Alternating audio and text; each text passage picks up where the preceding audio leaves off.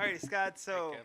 kind of a unique couple of days. Could you kind of start with Monday and just kind of walk through what the last couple of days have been like? I mean, I knew I was going to play down there unless I got in, so I kind of played in the Abacos, and then it kept getting to a point where I wasn't getting in. So I was like, well, I'll just see how tomorrow goes. And I kind of had a goal in mind. If I was in the top 10 down there, I was going to stay. And once I didn't play that great on Monday, I decided to come on here. When was the your first inkling? Like when you went to Abaco, did you think you might have a chance to get in this field? Yeah, just talking with competitions, yeah. I kind of had an idea of where the alternates were going. Kind of knew I was going to be first alternate at the start of the week, and I was surprised a little bit that it didn't move. And then I got the call, I guess, Monday night that I'd gotten in. And then the travel arrangements? Kind of, Yeah. Abaco isn't the easiest place. Yeah, so knowing that I had a chance to get in, I had a flight Monday and Tuesday. So I went ahead and booked that early in the week, knowing I might have had a shot to get in. And so the flight, that is awesome.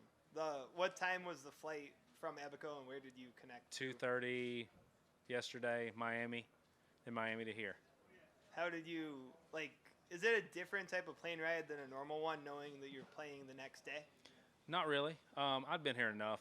I kind of knew through some buddies what the conditions were like. So kind of know where they're going to put the pins. I have an idea of what they're going to do here. So not really. More, I think it was really good for me actually coming off 2 competitive rounds and then coming here versus just practicing a little bit. So I looked at the positive side of it.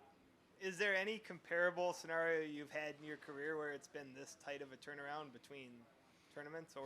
Not really. I hadn't had to play that card in a while, so that's a good thing, I guess.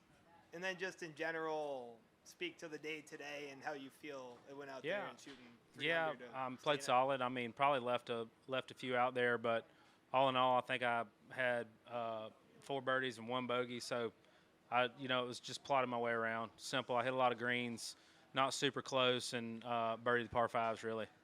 And you've played here a bunch. What do you think it is about? How do you describe the challenge of this course and what it takes, or these courses and what it takes to succeed at this tournament? I mean, it's tough. I always feel like the scores are lower here now than I want them to be. I'm always surprised by how low they are some years. But the greens are soft this year. The rough is high, so if you don't drive it good, it's going to be hard. But if you can get it in the fairway, you can get some tight approaches in there with the greens being a little bit softer. And offbeat, but on the flight, did you sleep or watch a movie or listen to stuff? What did you do? No, yeah, just watched a movie, and I caught a little cat nap for an hour. What did you watch?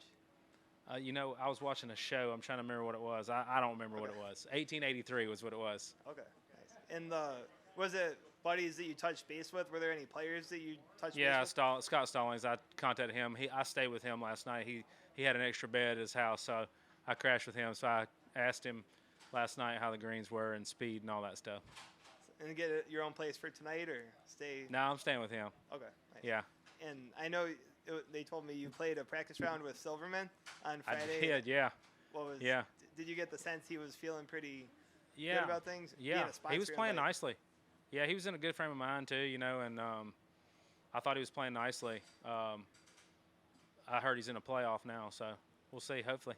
Had you played with him before, or how did that come about? I played with him out here before. Okay. We've played together, and actually we played a few practice rounds together in the past.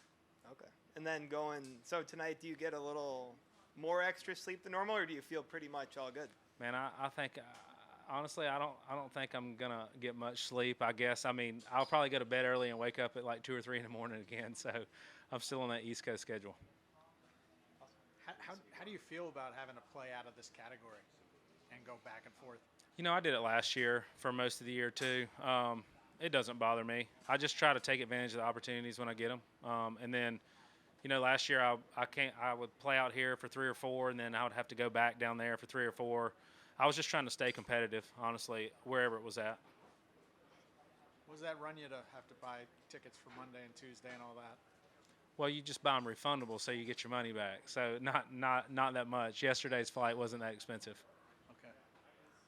Silverman just won, so. He did. Nice. That's great. I'm a good luck charm, I guess. And to win as a sponsor invite, pretty cool. Yeah. I think, you know, going in, we talked about it a little bit, and he was hoping for a good week so he could get in the shuffle. So he got it. To say the least. Awesome. Thank you, Scott. Yep. Scott, appreciate it. Good stories. Yeah.